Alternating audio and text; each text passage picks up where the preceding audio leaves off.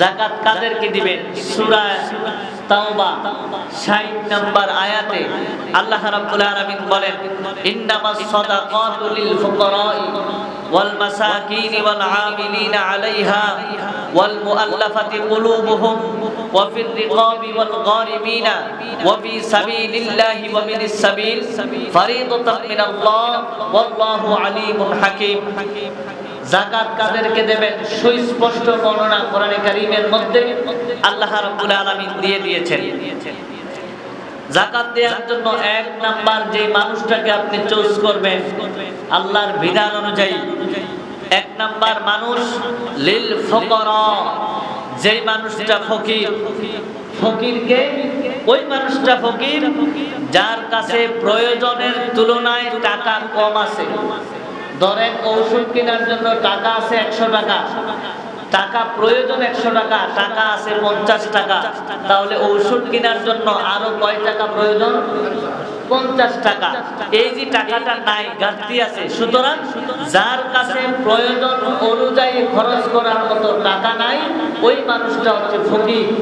আমাদের দেশে এই রকমের ফকির অনেক আছে, কিন্তু আমরা সচক্ষে দেখছি না, বা দেখলেও সেটা বুঝার উপলব্ধি করছি না। সে লজ্জা শরমের কারণে আপনার কাছে এসে বলতে পারে না আমাকে যাকাত দেন, আমি যাকাত খাওয়ার উপযুক্ত। আপনার আমার এই দুইটা চোখ দিয়ে বিচক্ষণতার সাথে তাদেরকে যাচাই বাছাই করে জাস্টিফাই করা উচিত যে কোন মানুষটা যাকাত নেওয়ার যোগ্য। আমরা যাকাত দেওয়ার ক্ষেত্রে আজকে 10 বছর যাবত যাকাত দিতেছি। একজন মানুষের প্রত্যেক বছর, আব্দুল করিম কই, আমার সাথে 2 দিন পরে সাক্ষাৎ করিস, কিছু পয়সা আছে লয়ে যাইস। এই লোকটারে যাকাত দিতেছে আজকে 42 বছর যাবত, কিন্তু না লোকটার কোনো পরিবর্তন আছে, না আমার কোনো পরিবর্তন আছে, কোনো প্রকার পরিবর্তন নাই। এই চিন্তা চেতনা থেকে বেরিয়ে আসা উচিত। যাকাতের অন্যতম তাৎপর্য হচ্ছে দারিদ্র বিমোচনে। এই যাকাতের ভূমিকা সমাজের ভিতরে প্রতিষ্ঠিত হবে। দারিদ্র বিমোচন, দরিদ্রতা কমে যাবে, দরিদ্র থাকবে না। আপনি যাকাত আসছে 100 টাকা, আপনি 20 টাকা করে বিলাইতে সিরা হাইরা টুকরা টুকরা কইরা 30-40 জন মানুষের কাছে আপনি বিলান, এটার নাম যাকাত নয়। যাকাত আসছে 1 লক্ষ টাকা, আপনি চেষ্টা করেন স্থায়ীভাবে কোন মানুষকে সমাধান করা যায় কিনা, সমস্যা বিমোচন করা যায় কিনা। আপনি 1 লক্ষ টাকা দিয়ে একটা গাই কিনে দেন, রেগুলার যদি সে 2-4 কেজি দুধ পায়, এই দুধ দিয়ে তার সংসারটা পরিচালনা করতে পারে, স্থায়ী সমাধান।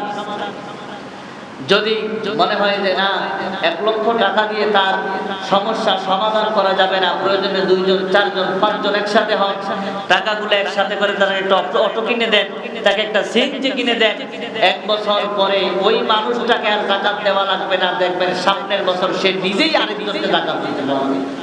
যাকাতের সিস্টেম হচ্ছে স্থায়ী সমাধান। আর আমি আর আপনি এই সমাধানটাকে অস্থায়ী সমাধানে পরিণত করেছি। কারণ হচ্ছে আমি চাই আমার ক্রেডিট মানুষের কাছে বৃদ্ধি পাক।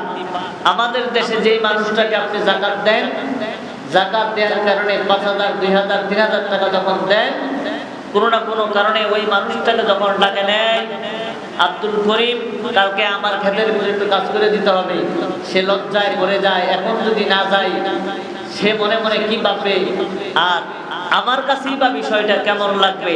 এমন অনেক মানুষ সমাজের মধ্যে দেখা যায়, যখন বলে ভাই আমি কালকে কাজ করতে যেতে পারবো না, আমার আরেকটা গুরুত্বপূর্ণ কাজ আছে, তখন অধিকাংশ মানুষ বলে ফেলে সেদিন কেনা রেহাড়ি দিলাম কি বুঝলে সব, বলে কি বলে না? এটার নাম স্থায়ী সমাধান নয়, মানুষকে উপকার করার এটা মাধ্যম নয়। মানুষকে যে উপকার করবেন স্থায়ীভাবে সমাধান করার চেষ্টা করবেন। এজন্য লিল ফুকারা 1 নম্বরে দিতে হবে ফকির যারা, তাদেরকে। ওয়াল মাসাকিন 2 নম্বরে দিবেন মিসকিনকে। মিসকিনকে যার কোনো কিছুই নাই। আমাদের মাঝে সমাজে এই জাতীয় মানুষগুলো খুব বেশি পরিচিত। আমরা জানি, সবাই জানি অমুকের কিছু নাই, দেখাই না যাকাত দিয়ে দেই। যাকাত দেওয়ার ক্ষেত্রে আরো সচেতনতা অবলম্বন করা উচিত। লুঙ্গি আর শাড়ি জামা কাপড় যেন কখনো আমরা কাউকে যাকাত হিসাবে না দেই। একটা কাপড় সিরিয়ালে অমুক জমিদার, অমুক চকিদার, অমুক দফাদার, অমুকদার আগামী দিন যাকাত দেবে, সবাই লাইন ধরে খাড়িয়ে সিরিয়াল ধরে নিয়ে এমন শাড়ি দেয়, এমন লুঙ্গি দেয়, মাঝে মধ্যে এমন লুঙ্গি পড়ে যায় যেই লুঙ্গি পইরা দরজার মধ্যে আর দাঁড়ানো যায় না, একবারে সুন্দর মতো এক্সরে মেশিনের মতো সবকিছু দেখা যায়। এই জাতীয় যাকাত দেয় কি দেয় না? এটা যাকাত দেওয়ার মাধ্যম নয়। যাকাতের টাকাটা ধরেন আমি পাও না, কথার কথা, আমি যাকাতের টাকাটা পাও না। আমি যাকাত দিয়ে লুঙ্গি না কিনা গরো সেমাই নাই, চিনি নাই, ঘরের ভিতরে খাবার মতো চাউল নাই, আমি তো চাউলও কিনতে পারি।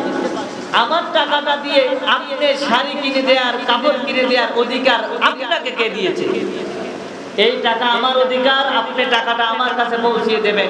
আমি এটা দিয়ে চাউল কিনি, ডাউল কিনি, লুঙ্গি কিনি বা চাদর কিনি, সেটা আপনার দেখার বিষয় নয়।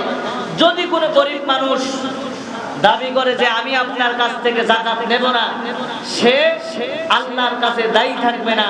আপনি যদি বলেন আমি যাকাত দেব না, কিয়ামতের দিন আল্লাহর দরবারে আপনি কিন্তু ধরা খেতে হবে।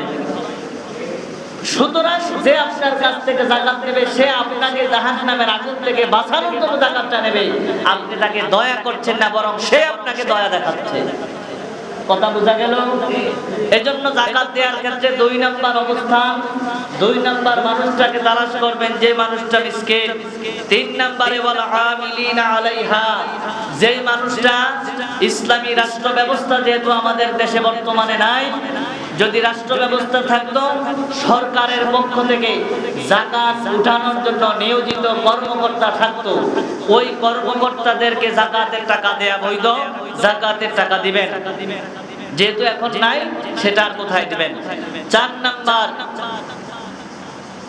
ওয়াল মুআল্লাফাতি কুলুবুহুম, ইসলামের প্রতি মানুষদেরকে আকৃষ্ট করার জন্য যদি অমুসলিমকে টাকা দেন, ইসলামকে দেখতে পারে না, ইসলাম শোনার সাথে সাথে শরীরের ভিতরে সুলকানির মতো, এই সমস্ত মানুষদেরকে যদি ইসলামের দিকে আকৃষ্ট, যে আপনার মনে হয় যে তাদেরকে যদি আমি কিছু দান করি হয়তো ইসলাম ধর্ম কবুল করতে পারে, এই চিন্তা ভাবনা যদি থাকে আর তার মন যদি সেই দিকে ঝুঁকে থাকে, সেই ক্ষেত্রে ওয়াল মুআল্লাফাতি কুলুবুহুম, তাদেরকে দিতে পারেন।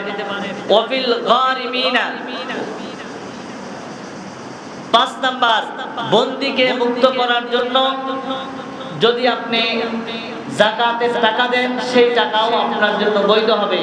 আমাদের দেশে তো বন্দী নাই, আছে কোনো বন্দী নাই। তৎকালীন আরব বিশ্বে বন্দী ছিল।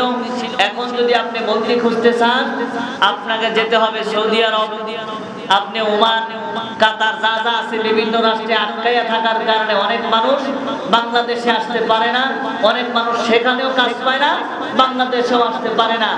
সেই মানুষটাকে যদি মুক্ত করার জন্য, ছুটানোর জন্য চেষ্টা করেন, টাকাটা সেই ক্ষেত্রেও কাজে লাগাতে পারেন। 6 নাম্বার ওয়াল গারিমিনা ওয়া ফি সাবিলিল্লাহ, ঋণগ্রস্ত ব্যক্তি, এই ব্যক্তিটাকে যাকাতের টাকা দিতে পারবেন। কোটি কোটি টাকার মালিক, কিন্তু কোটি টাকাও লোকটার আছে, কোটি টাকা ঋণের মধ্যেও আছে, ওই লোকটাকেও আপনি ঋণ থেকে মুক্ত করার জন্য টাকাটা দিতে পারেন। আমরা গরিব ছিলি, মিসকিন ছিলি, কিন্তু ঋণগ্রস্ত ব্যক্তিদের বেলায় আমরা অনেক সময় হারিয়ে ফেলি, তাদেরকে আমরা খুঁজে পাই না। 3 লাখ লাখ টাকার মালিক, তার কি দিয়ে দেবো? অথচ সেই লক্ষ লক্ষ টাকার মালিক আমার লক্ষ লক্ষ টাকা ঋণ। দেখা গেছে দিন শেষে তার হাত একেবারে খালি, দেওয়ার মতন বা নেওয়ার মতন কিছু নাই। ওই মানুষটাকে আপনি যদি ঋণ মুক্ত করতে পারেন, এটা তার জন্য ইহসান হবে। সেই ক্ষেত্রে যাকাতের টাকাটা আপনি দিতে পারেন। ওয়াবিনিস সাবিল, আপনি দিতে পারেন। ওফি সাবিলিল্লাহ, আল্লাহর রাস্তায় টাকাটা দিতে পারেন। আল্লাহর রাস্তা কি মসজিদ? আমি গত কয়েকদিন আগে আমার এক ভাই আমাকে ফোন দিয়েছে যে আমাদের তো যাকাতের টাকা মসজিদে লয়ে যেতে আছে। কিসের জন্য? মসজিদের 2 তলা বানাইবো, ওখানা বানাইবো, বিভিন্ন কিছু। আচ্ছা, মসজিদ আপনাদের কি মনে হয় মসজিদে কি যাকাতের টাকা দিবেন আপনি?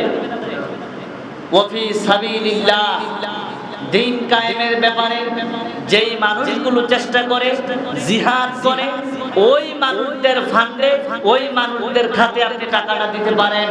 যাকাতের টাকা দেয়া সম্পূর্ণ বৈধ, সেক্ষেত্রে টাকাটা দিবেন। এরপরে দিবেন কাকে? ওয়াবিনিস সাবিল, যেই মানুষটা মুসাফির, টাকা পয়সা সব আছে, কিন্তু লোকটা সিঙ্গাপুর থেকে বাংলাদেশে আসছে, টাকা পয়সা ফাস্টফুড টাস্টফুড যা আছে সব হারাই লিছে, সে খাবার মতো টাকা নাই, সে একজন মুসাফির মানুষ, তাকে আপনি টাকাটা দিতে পারেন। এই হচ্ছে 8 শ্রেণীর মানুষদেরকে আপনি টাকা দিবেন, যাকাতের টাকা। মাঝখান দিয়ে আরেকটা বলি, এই টাকাগুলো আপনি কখন দেবেন? যখন আপনি নেশাব পরিমাণ মালের সম্পদ আপনার কাছে থাকবে, তখন আপনি এই টাকাগুলো দেবেন।